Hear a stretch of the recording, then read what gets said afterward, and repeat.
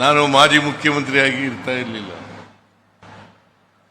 ಇವತ್ತು ಮಾಜಿ ಮುಖ್ಯಮಂತ್ರಿಯಾಗಿ ಒಬ್ಬ ಹಿಂದುಳಿದ ವರ್ಗದ ಜಾತಿಗಳಿಗೆ ಸೇರಿದವನಾಗಿ ನಿಮ್ಮ ಮುಂದೆ ನಿಂತಿದ್ದೇನೆ ಅಂತಕ್ಕಂಥ ಮಾತುಗಳನ್ನ ಈ ಸಂದರ್ಭದಲ್ಲಿ ಹೇಳಲಿಕ್ಕೆ ಬಯಸ್ತಾ ಇದ್ದೇನೆ. ರಾಜೀವ್ ಗಾಂಧಿ ಅವರು ಬಹಳ ಚಿಕ್ಕ ವಯಸ್ಸಿನಲ್ಲೇ ಪ್ರಧಾನಮಂತ್ರಿ ಆದವರು. ಬಹುಶಃ ಇಡೀ ಭಾರತ ದೇಶದಲ್ಲಿ ಇಲ್ಲಿವರೆಗೆ ಯಾರ್ಯಾರು ಪ್ರಧಾನಿಗಳಾಗಿದ್ದಾರೆ ಅವರಲ್ಲಿ ಬಹಳ ಚಿಕ್ಕ ವಯಸ್ಸಿನವರು 40 ವರ್ಷಕ್ಕೇನೆ ಪ್ರಧಾನಮಂತ್ರಿಗಳಾದರು.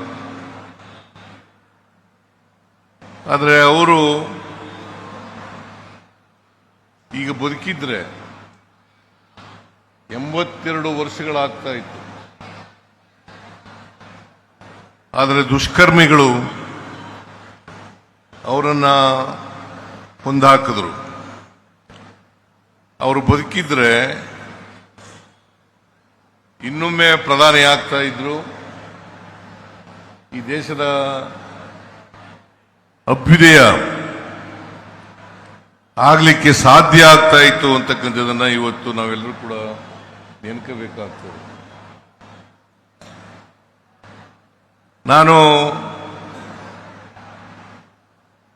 ರಾಜೀವ್ ಗಾಂಧಿ ಅವರು ಸತ್ತಾಗ, ಅವರ ಹತ್ಯೆ ಆದಾಗ ಲೋಕಸಭೆಗೆ ನಿಂತಿದ್ದೆ. 91ನೇ ಇಸ್ವಿ ಕೊಪ್ಪಳದಿಂದ ಲೋಕಸಭೆಗೆ ನಿಂತಿದ್ದೆ. ಆದರೆ ಕಾಂಗ್ರೆಸ್ನಿಂದ ಅಲ್ಲ, ಜನತಾದಳ ಎಸ್ನಿಂದ ನಿಂತಿದ್ದೆ ನಾನು.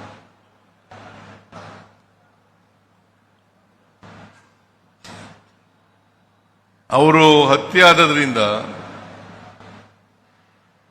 ನನ್ನ ಚುನಾವಣೆ ಮುಂದಕ್ಕೆ ಹೋಯಿತು. ಮುಂದಕ್ಕೆ ಹೋದ್ರಿಂದ ನಾನು ಸೋತೆ ಅಂತಕ್ಕಂಥದ್ದನ್ನ ಇವತ್ತು ಜ್ಞಾಪಿಸ್ಕೊಳ್ಳಲಿಕ್ಕೆ ಬಯಸ್ತಾ ಇದ್ದೇನೆ. ಒಂದು ವೇಳೆ ರಾಜೀವ್ ಗಾಂಧಿ ಅವರ ಹತ್ಯೆ ಆಗದೆ ಹೋಗಿದ್ರೆ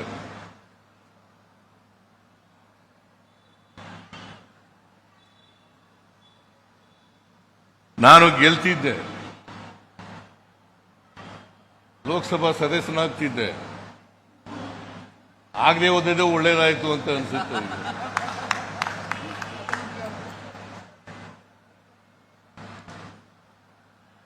ಈಗ